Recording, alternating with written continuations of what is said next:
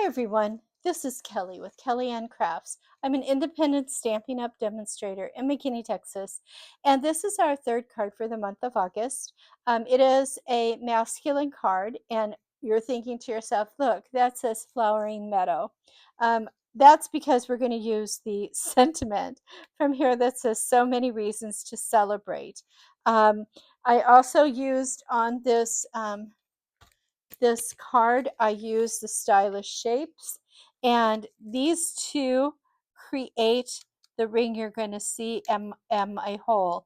So this is what I am calling the Porthole celebration. Okay, and mine is a sunrise or a sunset, depending upon which way you're sailing and the time of day. I think this is a fun card. It uses the stamp set, like I said, from Flowering Meadow. We've created a porthole.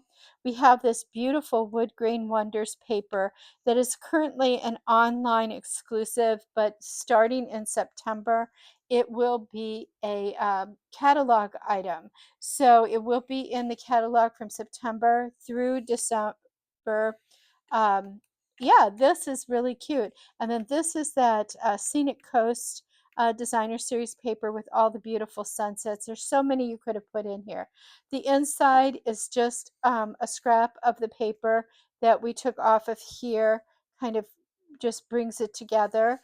And then for our envelope, we are just going to be putting some of the paper, the wood grain paper, on there. So let's get started. And then we have the faux hexagon embellishments. So these here, and they are in the catalog right now. It says, well, they were in the January catalog, but they're still out there. You can still get them. Okay, let's look at what we have in our bits and pieces. We have an early espresso piece that is 8.5 by 5.5, scored at 4.25. We're going to burnish that. Boom, burnished. Set that aside. We're going to have a piece for our sentiment. We're going to have our porthole. And we're going to have this piece is 4 inches by 5.25 with a circle cut out of the middle. Our porthole will fit on top of that, and this is a little off center, so I'll probably put the heavier part down towards the bottom. Yeah, I'll put the heavier part down. Sometimes I think I'm right on, and then when I go through the die machine, it's off a little bit, but that's okay. This is going to get attached to the back of here. And this happens to be 5 by 3 7/8. It's just a little bit. But when you're looking at the designer series paper, you just want it to be a little bit smaller than this piece that's the top. And then you can maybe move your sunset over a little bit, bring it down or up, however you want. You decide where your sunset is in the porthole. Okay? This will go on the front of the card, and we're pretty much done. So let me get out the early espresso, and let's stamp our sentiment and prep that. So many reasons to celebrate.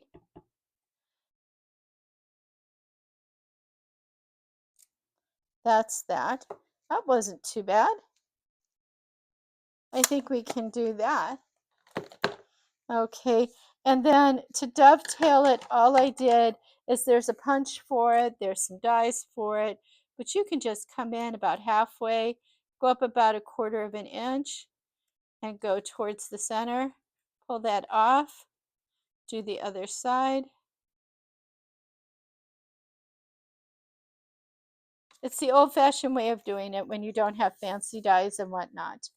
So this side I'm going to go up about the same amount.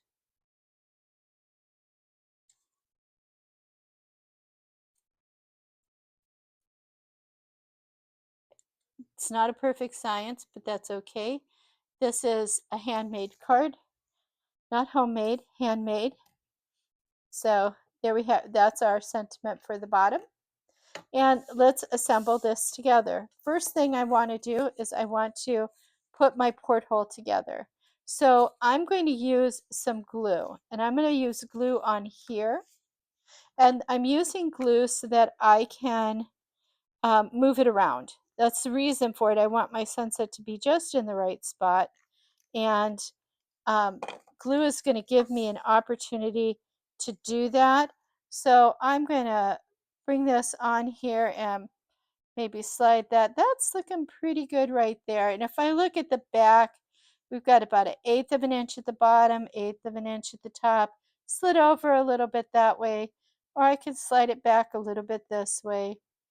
Yeah, I like that better. Okay, once I'm pretty happy with that, I'm just going to just rub it to smooth it out. I've used glue. Whenever I use glue, I like to smooth it out so I don't get any wrinkles.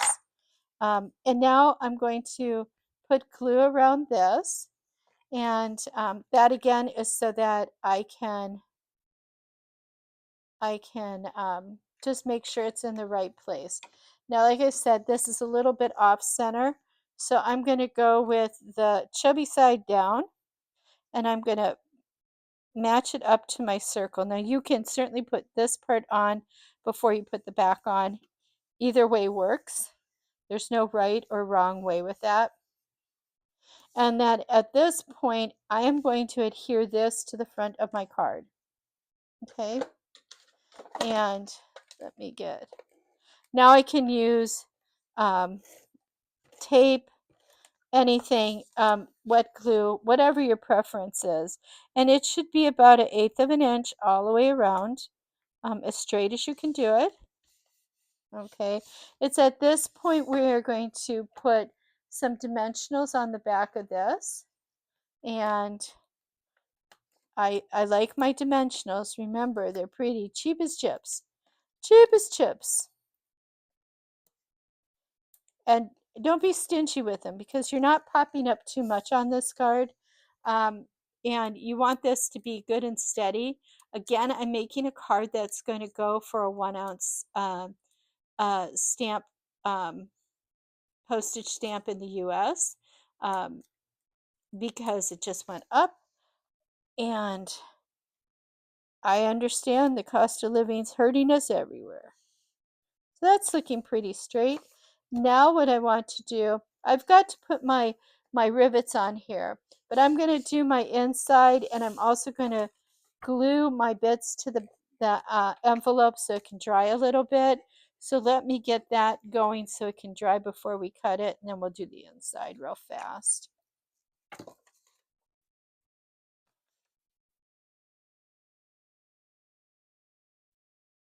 So you want to put this right before the fold and about equally around. Kind of rub it with your fingers, turn it over, get a bone folder, flatten out any glue in there so you get no bubbles. And we're just going to put that aside till we're ready to trim it.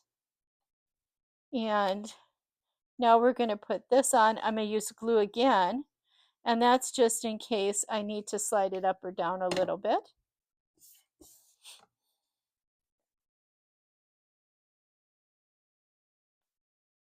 And when I want things to go right to the edge, I tend to tap it on the table just to make sure it's together.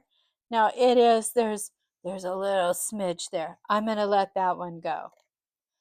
Okay, I'm going to let that one go. So let's put this on the inside, and then we'll rivet our porthole.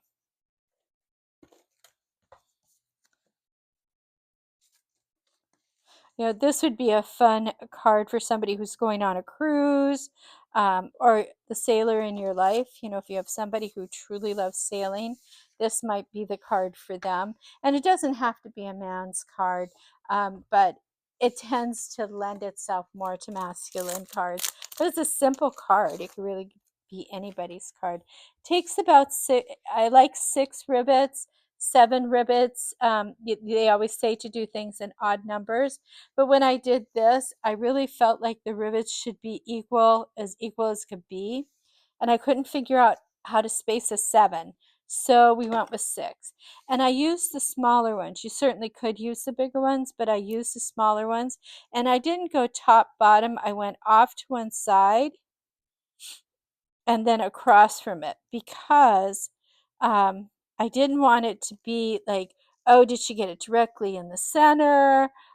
I wanted that optical illusion to happen that makes it seem like it's even, and it may not be. Like, see, this is not really even. So I can lift this up again and maybe move it just a smidge. That helps.